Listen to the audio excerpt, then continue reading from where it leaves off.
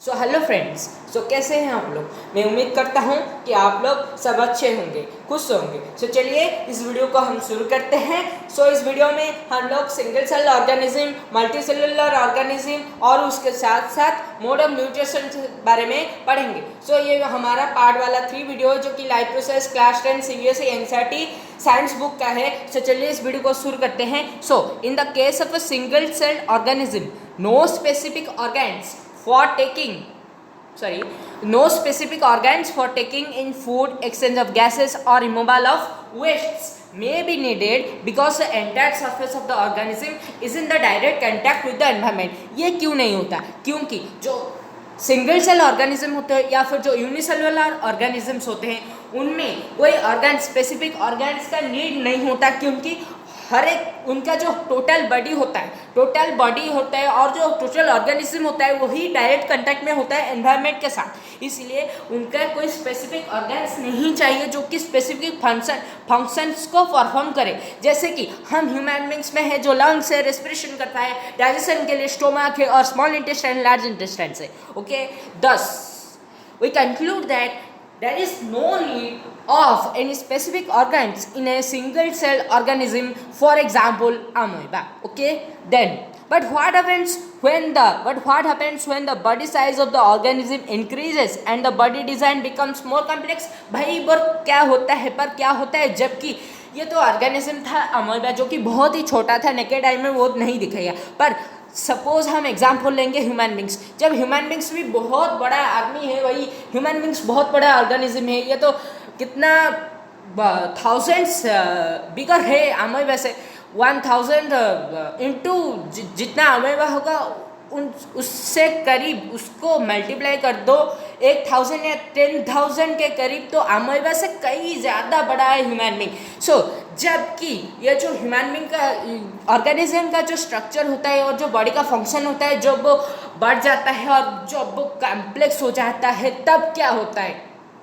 हम लोगों ने पहले यहाँ पर देख लिया कि जबकि कोई सिंगल ऑर्गेनिज्म होता है उनमें कोई स्पेसिफिक ऑर्गन्स का नीड नहीं होता, पर क्या होता है जब जो ऑर्गेनिज्म का बॉडी है वो ज़्यादा कॉम्प्लेक्स हो जाए और वो ज़्यादा बड़ा हो जाए तब क्या होता है। Okay, in the multicellular organisms all the cells may not be in direct contact with the surrounding environment, thus simple diffusion will not be sufficient to meet the requirements of all the cells।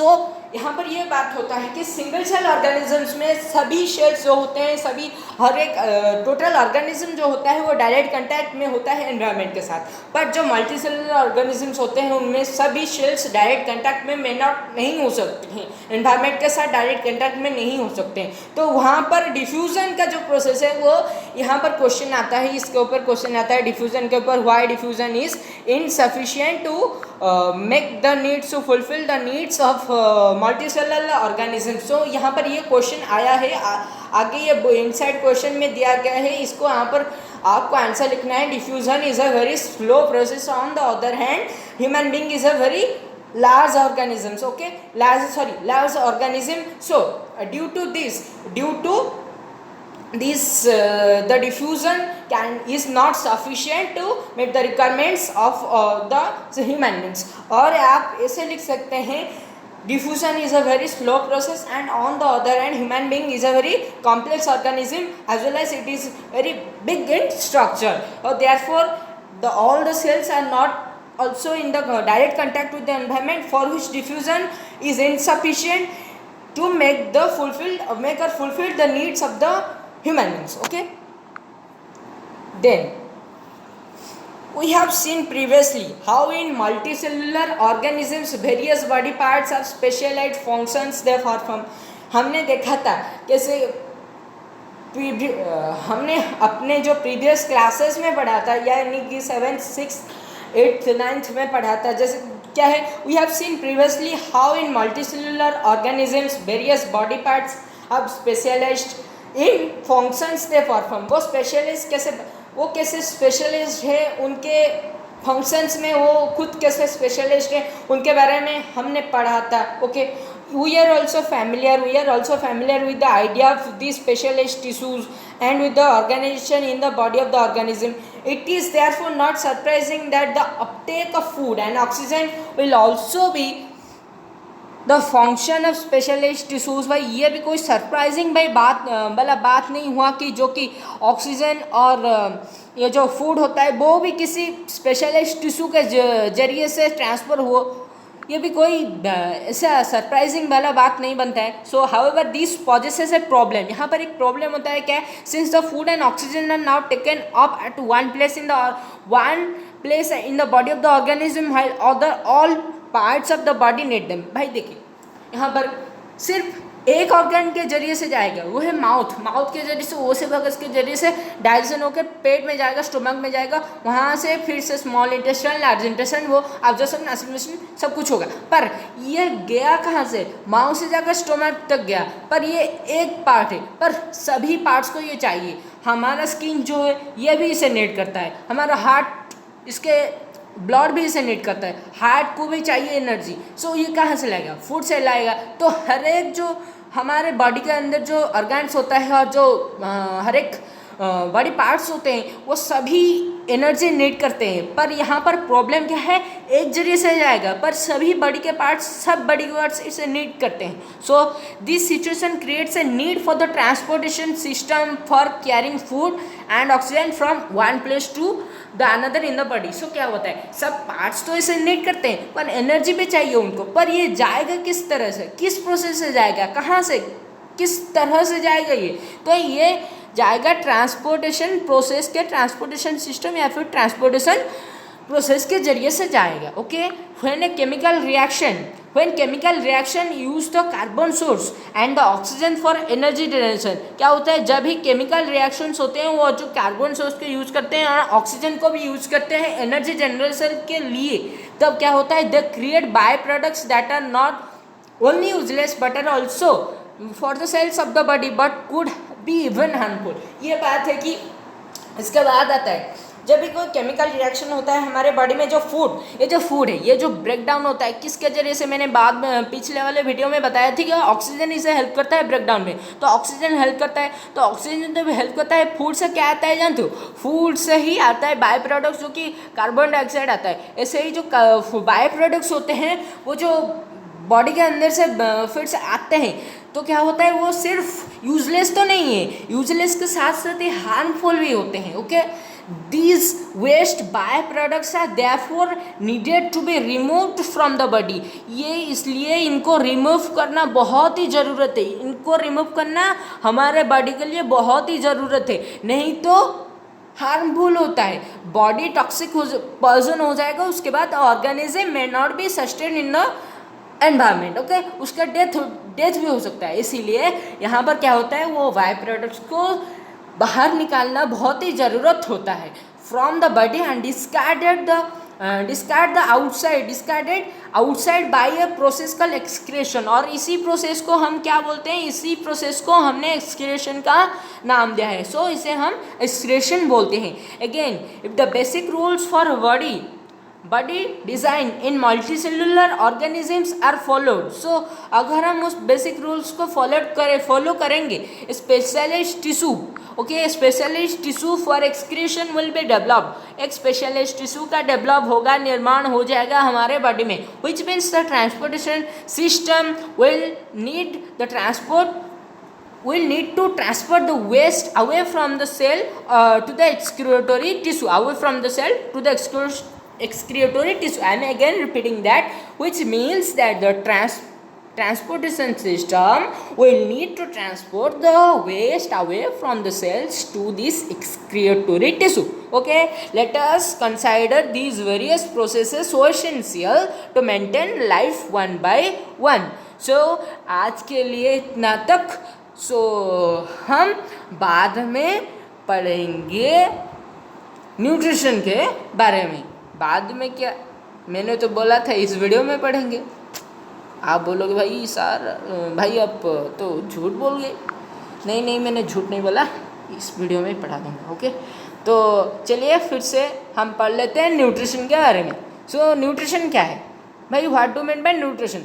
पहले पिछले वाले video में शायद part वाले 2 video में मैंने बताया था कि न्यूट्रिशन क्या होता है। न्यूट्रिशन के बारे में मैंने बताया था। न्यूट्रिशन सिंपल एक प्रोसेस होता है। क्या होता है, देखो, जब हमारे बॉडी के अंदर फूड आता है, उसके साथ साथ हम जब ब्रीदिंग करते हैं, उसके टाइम पर जो रेस्पिरेशन होता है, ब्रीदिंग होने पर ही रेस्पिरेशन होता है। जो रेस्पिरेशन होता है, रेस्पिरेशन के जरिए से फूड ब्रेकडाउन होता है। फूड का ब्रेकडाउन होने पर ही हमारे बॉडी को एनर्जी मिलता है। उसके बाद जो होता है छोड़िए उसे, तो फूड के ब्रेकडाउन होने के बाद ही हमें एनर्जी मिलता है। तो इसी एनर्जी को ऑब्जर्व करने वाले जो प्रोसेस को बोलते हैं न्यूट्रिशन बोलते हैं। Okay, so the process by which the energy is observed और used by our body is known as nutrition. Okay, so इसे न्यूट्रिशन बोलते हैं। सो व्हेन वी वॉक और राइड अ बाइसाइकिल, जब हम चलते हैं या फिर कोई साइकिल चलाते हैं, we are using up energy, तब हम एनर्जी यूज करते हैं।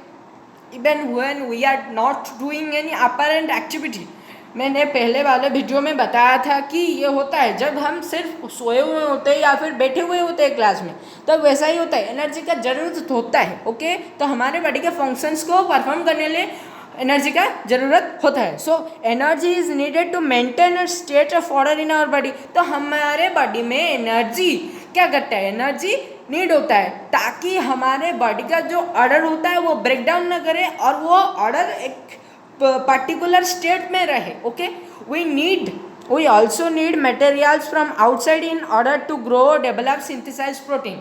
हमें बाहर से भी मटेरियल्स चाहिए ताकि हम क्या कर सकें, हमें बाहर से मटेरियल्स चाहिए ताकि हम ग्रो कर सकें, डेवलप कर सकें, प्रोटीन सिंथेसाइज कर सकें और and other substances needed in the body. Okay, other substances needed in the body. This source of energy and materials is the food we eat. Again I am repeating, we also need materials from outside in order to grow, develop, synthesize protein and other substances needed in the body. So okay, हो गया। Then this process of energy, this source of energy and materials is the food we eat. So ये source of energy और materials कहाँ से आता है, food से ही आता है और ये फूड ही है। सो चलिए फिर से आगे जाते हैं। How do living things get their food. भाई लिविंग थिंग्स जो होते हैं वो उनके फूड को कैसे पाते हैं। सो चलिए ये एक डिफरेंट सा वीडियो, ये मोड ऑफ न्यूट्रिशन को डिफाइन करता है। हर एक ऑर्गेनिज्म में, पहले यहाँ पर बता देता हूँ, हर एक ऑर्गेनिज्म का मोड ऑफ न्यूट्रिशन डिफरेंट है।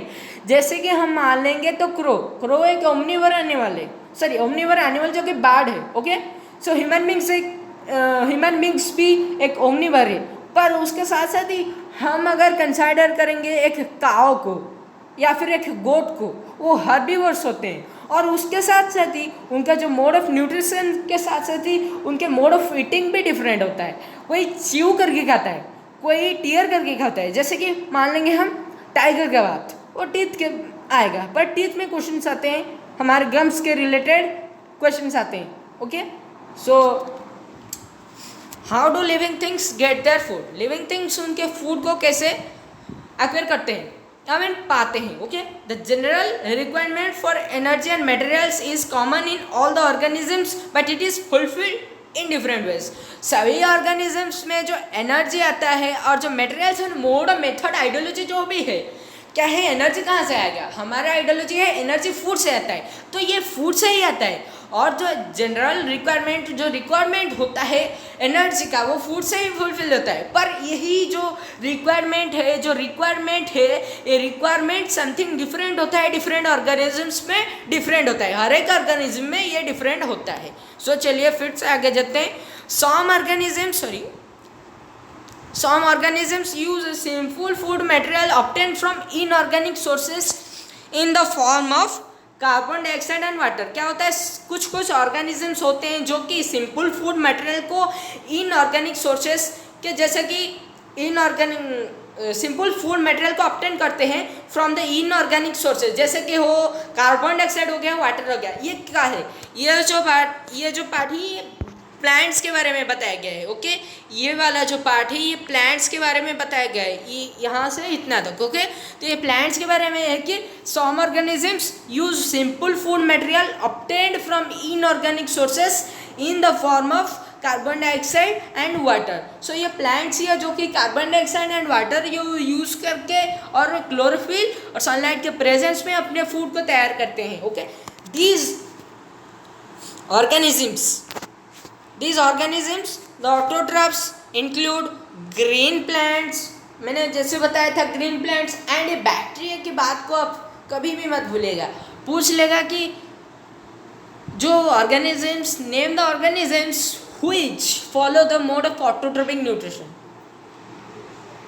जो कि कौन कौन ऑर्गेनिजम्स होते हैं जो कि ऑटोट्रोपिक मोड ऑफ न्यूट्रिशन को फॉलो करते हैं, आपको लिखना पड़ेगा। सिर्फ ये 2 मार्क का अगर होगा, आप सिर्फ अगर ग्रीन प्लांट्स लिख लेंगे तो 1 मार्क कट जाएगा, क्योंकि आपने बैक्टीरिया को वहाँ पर नहीं लिखा होगा।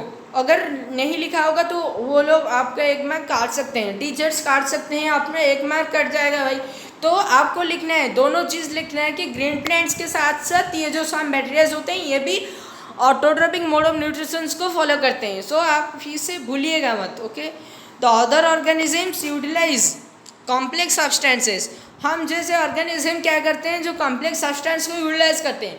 जो फ्रूट्स होते हैं वो कॉम्प्लेक्स सब्सटेंस ही होता है, पर ये जो प्लांट्स जैसे रिक्वायर करते हैं वो सिंपल सब्सटेंस होता है और ये इनऑर्गेनिक होता है, इसके साथ साथ इनऑर्गेनिक होता है। Okay, then these complex substances have to be broken down into simpler ones before they can be break for the upkeep and the growth of the body। क्या होता है, देखिए, जब हम फूड को कंज्यूम करते हैं, फूड हमारे बॉडी में जाते हैं, बॉडी के अंदर जाने के बाद ये उससे एनर्जी आता है। एनर्जी कब आएगा, जबकि फूड सिंपल फॉर्म में होगा। ओके, जब फूड सिंपल फॉर्म में होगा तभी एनर्जी ऑब्जर्व हो पाएगा। तब क्या होता है, फूड को ब्रेक डाउन करना पड़ता है, क्योंकि मैंने जैसे बताया कि फूड एक कॉम्प्लेक्स फ्रूट जो होता है, fruits, suppose example we will take a fruit, for example mango. Okay, mango एक कॉम्प्लेक्स सब्सटेंस ही होता है, पर इसे ब्रेक डाउन होना पड़ता है ताकि हमारे बॉडी को एनर्जी मिल सके मैंगो से। ओके, तो इसे ब्रेक डाउन होना पड़ता है ग्रोथ के लिए, हमारे बॉडी के growth of the body. Okay, body के ग्रोथ के लिए इसे ब्रेक डाउन होना पड़ता है। To achieve these organisms use biocatalysts called enzymes। So ये एक बहुत ही इम्पोर्टेंट सा बात है कि organisms किसके जरिए से ये जो कॉम्प्लेक्स सब्सटेंसेस को ब्रेक डाउन करते हैं, तो ये होता है एंजाइम्स होते हैं। तो बायोकैटलिस्ट्स कॉल्ड एंजाइम्स, इनके जरिए से ऑर्गेनिजम्स अपने कॉम्प्लेक्स फूड्स को ब्रेक डाउन करते हैं। सो इसे भी आपको लिखना पड़ेगा, ये भी एक इम्पोर्टेंट सा क्वेश्चन है। तो Thus, the heterotrophs' survival depends directly or indirectly on autotrophs। Heterotrophs का जो सर्वाइवल होता है, जैसे कि मान लें हमारा जो गोट होता है, काव होता है, बफेलोज होते हैं, उनका जो डिपेंडेंस होते हैं, या फिर वो डायरेक्टली होता है या फिर वो इनडायरेक्टली होता है ऑटोट्रॉप्स के ऊपर। डायरेक्टली ये जाएंगे प्लांट्स को खा लेंगे, और एक हेटेरोट्रॉप को लेते हैं जैसे कि ह्यूमन बीइंग है। ओके, ह्यूमन बीइंग है, तो ह्यूमन बीइंग हेटेरोट्रॉप है, ये इनडायरेक्टली डिपेंड करता है, क्योंकि एक गोट जो है वो उसने ग्रास खाया होगा या फिर लिव्स खाया होगा, तो ह्यूमन बीइंग गोट को खाता है, तो ये इनडायरेक्टली डिपेंड हुआ किसके ऊपर, ग्रास जो कि प्रोड्यूसर जो कि ऑटोट्रॉप्स के ऊपर डिपेंड हो गया। Okay, heterotrophic organisms include animals and fungi। all the animals and fungi are heterotrophic organisms। all the organism आप ऐसे लिख सकते हैं, all the organism except the green plants and some bacteria, okay, or some microorganisms are considered as heterotrophs and the rest are autotrophs। okay, then autotrophic nutrition के बारे में हम लोग नेक्स्ट वीडियो में पढ़ लेंगे। सो आज के लिए इतना। अगर मेरा वीडियो आपको अच्छा लगा हो तो मेरे वीडियो को लाइक कीजिए और मेरे चैनल को सब्सक्राइब कीजिए और इसे शेयर भी कीजिए। So thank you for watching my video.